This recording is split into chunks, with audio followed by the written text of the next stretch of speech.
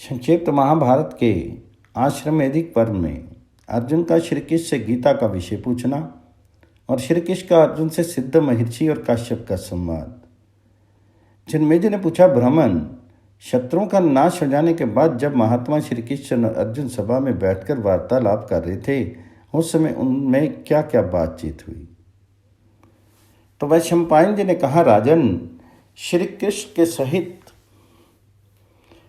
अर्जुन ने जब अपने राज्य पर पूरा अधिकार प्राप्त कर लिया तो वे दिव्य सभा में आनंद के साथ रहने लगे। एक दिन सज्जनों से घिरे हुए वे दोनों मित्र शिक्षा से घूमते घूमते सभा मंडप के ऐसे भाग में पहुंचे जो स्वर्ग के समान सुंदर था। पांडुनंदन अर्जुन श्री कृष्ण के साथ रहकर बहुत प्रसन्न थे। उन्होंने एक बार उस रमणीय सभा की ओर दृष्टि डालकर भगवान जी से ये वचन कहा, देवकी नंदन, जब युद्ध का अवसर उपस्थित था उस समय मुझे आपके महात्म्य का ज्ञान और ईश्वरीय स्वरूप का दर्शन हुआ था, किंतु केशव, आपने स्नेहवश पहले मुझे जो ज्ञान का उपदेश किया था वह सब इस समय बुद्धि के दोष से भूल गया है। उन विषयों को सुनने के लिए बारंबार मेरे मन में उत्कंठा होती है। इधर आप जल्दी ही द्वारका जाने वाले हैं, अतः पुनः वह सब विषय मुझे सुना दीजिए। तो वैशंपायन जी कहते हैं, अर्जुन के ऐसा कहने पर वक्ताओं में श्रेष्ठ महातेजस्वी भगवान श्री कृष्ण ने उन्हें गले लगाकर इस प्रकार उत्तर दिया। श्री कृष्ण बोले, अर्जुन, उससे मैंने तुम्हें अत्यंत गोपनीय विषय का श्रवण कराया था। अपने स्वरूप भूत धर्म सनातन पुरुषोत्तम तत्व का परिचय दिया था और शुक्ल कृष्ण गति का निरूपण करते हुए नित्य लोकों का भी वर्णन किया था, किंतु तुमने जो अपनी नासमझी के कारण उस उपदेश को याद नहीं रखा, ये जानकर मुझे बड़ा खेद हुआ। उन बातों का पूरा पूरा स्मरण होना संभव नहीं जान पड़ता। पांडुनंदन, निश्चय ही तुम बड़े श्रद्धाहीन हो, तुम्हारी बुद्धि अच्छी नहीं जान पड़ती। अब मेरे लिए उस उपदेश को ज्यों का त्यों दोहरा देना कठिन है, क्योंकि उस समय योग युक्त होकर मैंने परमात्म तत्व का वर्णन किया था। अब उस विषय का ज्ञान कराने के लिए मैं एक प्राचीन इतिहास का वर्णन करता हूँ। इससे तुम्हें श्रेष्ठ एवं स्थिर बुद्धि प्राप्त होगी, जिसके द्वारा तुम परम उत्तम गति को प्राप्त करोगी। एक दिन की बात है, एक दुर्धर्ष ब्राह्मण ब्रह्मलोक से उतरकर मेरे यहाँ आए। मैंने उनकी विधिवत पूजा की और मोक्ष धर्म के विषय में प्रश्न किया। मेरे प्रश्न का उन्हें बड़े अच्छे ढंग से उत्तर दिया। वही मैं तुम्हें बतला रहा हूँ, कोई अन्यथा विचार न करके इसे ध्यान देकर सुनो। ब्राह्मण ने कहा, मधुसूदन, तुमने सब प्राणियों पर कृपा करके उनके मोक्ष का नाश करने के लिए जो ये मोक्ष धर्म से संबंध रखने वाला प्रश्न किया है, उसका मैं यथावत उत्तर दे रहा हूँ। सावधान होकर मेरी बात श्रवण करो। प्राचीन समय में कश्यप नाम के एक धर्मात्मा और तपस्वी ब्राह्मण किसी सिद्ध ब्रह्म ऋषि के पास गए, जो धर्म के विषय में शास्त्र के संपूर्ण रहस्य को जानने वाले, भूत और भविष्य के ज्ञान विज्ञान में प्रवीण, लोक तत्व के ज्ञान में कुशल, सुख दुख के रहस्य को समझने वाले, जन्म मृत्यु के तत्वज्ञ, पाप पुण्य के ज्ञाता और ऊंच नीच प्राणियों को कर्म के अनुसार प्राप्त होने वाली गति के प्रत्यक्ष दृष्टा थे। वे मुक्त की भांति विचरने वाले, सिद्ध, शांतचित्त, जितेंद्रिय, ब्रह्म तेज से दीप्यमान, सर्वत्र जा सकने वाले और अंतर्धान होने की विद्या को जानने वाले थे। अदृश्य रहने वाले चक्रधारी सिद्धों के साथ विचरते, बातचीत करते और उन्हीं के साथ एकांत में बैठते थे। जैसे वायु कहीं आसक्त न होकर सर्वत्र प्रवाहित होती है, उसी प्रकार वह स्वच्छंदता पूर्वक अनासक्त भाव से सर्वत्र विचरा करते थे।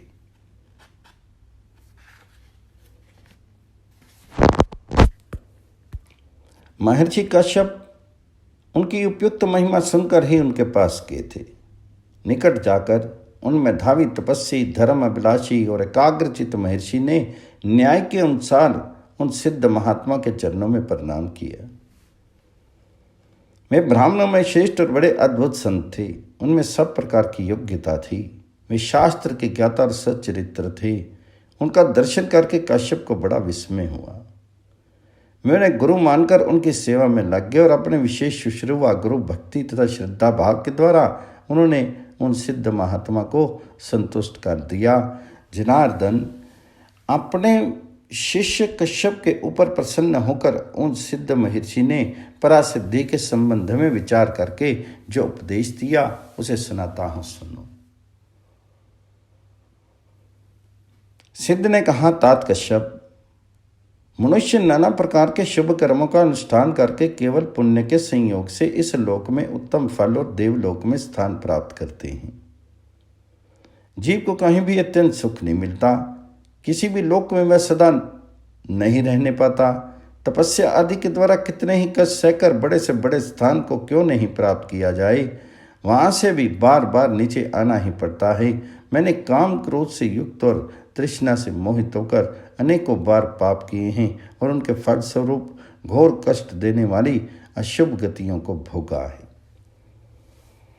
बार बार जन्म और बार बार मृत्यु का क्लेश उठाया है। तरह तरह के पदार्थ भोजन किए हैं, अनेकों बार दुग्ध पान किया है। बहुत से पिता और भांति भांति की माताएं देखी हैं। विचित्र विचित्र सुख दुखों का अनुभव किया है। कितनी ही बार मुझसे प्रियजनों का वियोग और अप्रिय मनुष्यों का संयोग हुआ है। जिस धन को मैंने बहुत कष्ट सहकर कमाया था वह मेरे देखते देखते नष्ट हो गया है। राजा और स्वजनों की ओर से मुझे कई बार बड़े बड़े कष्ट और अपमान उठाने पड़े हैं। अत्यंत दुस्सह शारीरिक और मानसिक वेदनाएं सहनी पड़ी हैं। मैंने अनेकों बार घोर अपमान, प्राणांत दंड और कड़ी कैद की सजाएं भोगी हैं। नरक में पड़कर यमलोक की यात्राएं सही हैं। इस लोक में जन्म लेकर बारंबार बुढ़ापा, रोग और राग द्वेष आदि द्वंद्वों के दुखों का अनुभव किया है। इस प्रकार बारंबार क्लेश उठाने से एक दिन मेरे मन में बड़ा संताप हुआ और मैंने दुखों से घबराकर परमात्मा की शरण ली और समस्त लोक व्यवहार का परित्याग कर दिया। इस तरह अनुभव के पश्चात मैंने इस मार्ग का आश्रय लिया है और अब परमात्मा की कृपा से मुझे यह उत्तम सिद्धि प्राप्त हुई है। अब मैं पुनः इस संसार में नहीं आऊँगा। जब तक ये सृष्टि कायम रहेगी और जब तक मेरी मुक्ति नहीं हो जाएगी तब तक मैं अपनी और दूसरे प्राणियों की शुभ गति का अवलोकन करता रहूँगा। द्विश्रेष्ठ, इस प्रकार मुझे ये उत्तम सिद्धि मिली है। इसके बाद मैं उत्तम से उत्तम सत्य लोक में जाऊँगा और क्रमशः अव्यक्त ब्रह्म पद मोक्ष को प्राप्त कर लूँगा। इससे तुम्हें तनिक भी संदेह नहीं करना चाहिए। अब मुझे मृत्यु लोक में नहीं आना पड़ेगा। महामते, मैं तुम्हारे ऊपर बहुत प्रसन्न हूँ। बोलो तुम्हारा कौन सा प्रिय कार्य करूं? तुम जिस इच्छा से मेरे पास आए हो उसके पूर्ण होने का ये समय आ गया है। तुम्हारे आने का उद्देश्य क्या है उसे मैं जानता हूँ और शीघ्र ही यहाँ से जाने वाला हूँ। इसलिए स्वयं तुम्हें प्रश्न करने के लिए प्रेरित कर रहा हूँ। विद्वान, तुम्हारे उत्तम आचरण से मुझे बड़ा संतोष है। तुम अपने कल्याण की बात पूछो, मैं तुम्हारे अभिष्ट प्रश्न का उत्तर दूंगा। काश्यप, मैं तुम्हारी बुद्धि की सराहना करता हूँ और उसे बहुत आदर देता हूँ। तुमने मुझे पहचान लिया है, इससे कह रहा हूँ तुम बड़े बुद्धिमान हो। काश्यप ने पूछा, महात्मन, ये शीर किस प्रकार गिर जाता है, फिर दूसरा शीर कैसे प्राप्त होता है? संसारी जीव किस तरह इस दुख में संसार से मुक्त होता है? वह मूल अविद्या और उससे उत्पन्न होने वाले शीर का कैसे त्याग करता है? और एक शीर से छूटकर दूसरे में वह किस प्रकार प्रवेश करता है? मनुष्य अपने किए हुए शुभ शुभ कर्मों का फल कैसे भोगता है? और शीर ना रहने पर उसके कर्म कहाँ रहते हैं? ब्राह्मण कहते हैं, कृष्ण। काश्यप के इस प्रकार पूछने पर सिद्ध महर्षि ने उनके प्रश्नों का क्रमशः उत्तर देना आरंभ किया। सिद्ध ने कहा, काश्यप, मनुष्य इस लोक में आयु और कीर्ति को बढ़ाने वाले जिन कर्मों का सेवन करता है वह शीर प्राप्ति में कारण होते हैं।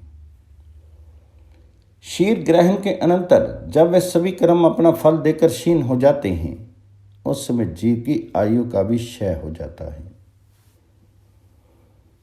उस अवस्था में वह विपरीत कर्मों का सेवन करने लगता है और विनाश काल निकट आने पर उसकी बुद्धि उल्टी हो जाती है। वह अपने सत्य, धैर्य, बल और अनुकूल समय को जानकर भी मन पर अधिकार न होने के कारण असमय में तथा अपनी प्रकृति के विरुद्ध भोजन करता है। अत्यंत हानि पहुंचाने वाली जितनी वस्तुएं हैं उन सब का भोजन सेवन करता है।